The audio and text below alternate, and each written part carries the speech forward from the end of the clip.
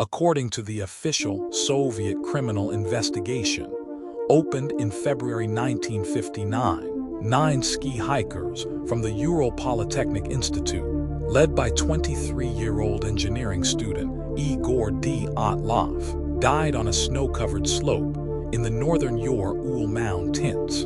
The case file recorded that the group had set out on a 16-day expedition, intended to cover 215 miles.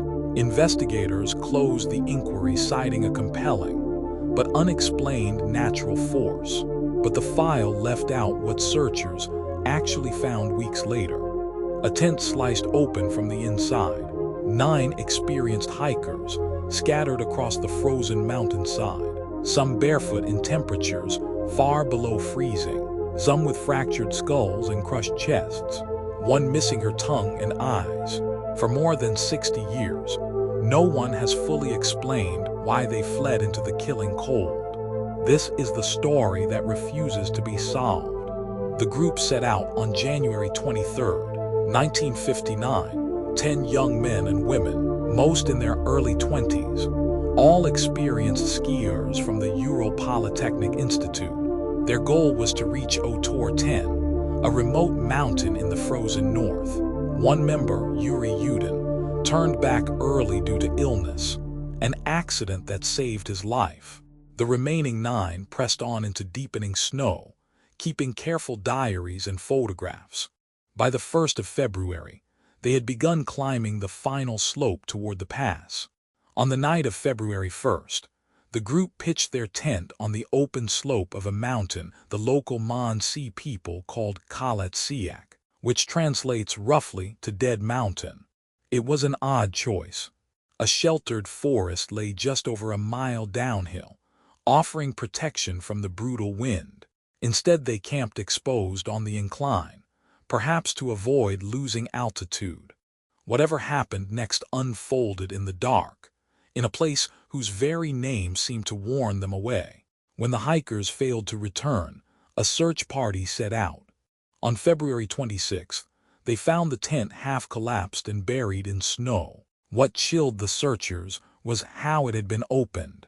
The canvas had been slashed from the inside, as if the occupants were desperate to escape and had no time to unfasten the entrance. Inside lay their boots, coats, and supplies, all left behind. 9 sets of footprints led away downhill, some made by socks or bare feet in the snow. The trail of footprints led toward the forest. There, beneath a tall cedar tree, searchers found the first 2 bodies, clad only in underwear. Branches were broken high up the trunk, suggesting someone had climbed it, perhaps to look back at the tent. Nearby were the remains of a small fire that had burned out. Between the cedar and the camp lay 3 more bodies, including Igor Dyatlov himself, frozen in poses that suggested they had been trying to crawl back uphill toward the shelter they had fled. The final 4 bodies were not found until May, when the snow began to melt. They lay in a ravine, buried under nearly 13 feet of snow, and their injuries defied explanation.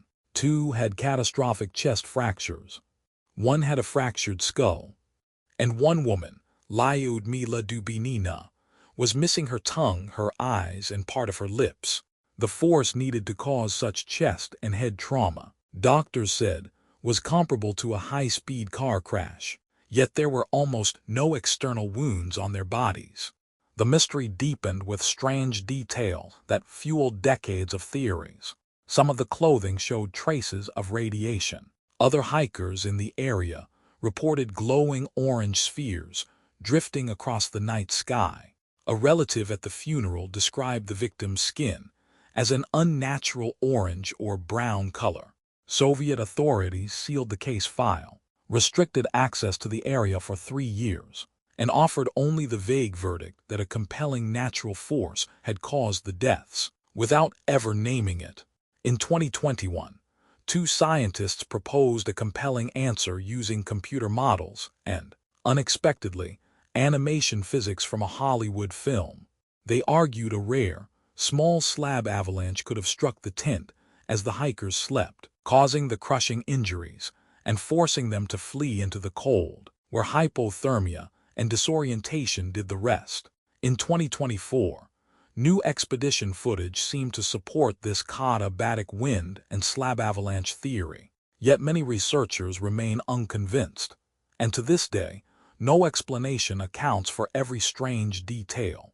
9 skilled hikers left their tent in the dead of night, half-dressed, into a frozen wilderness that killed them.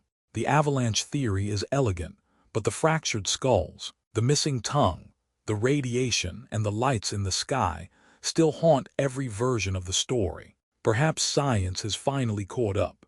Perhaps the truth froze on that slope forever. Some mysteries only grow colder with time. If this story kept you searching for answers, subscribe for more unexplained cases the world has never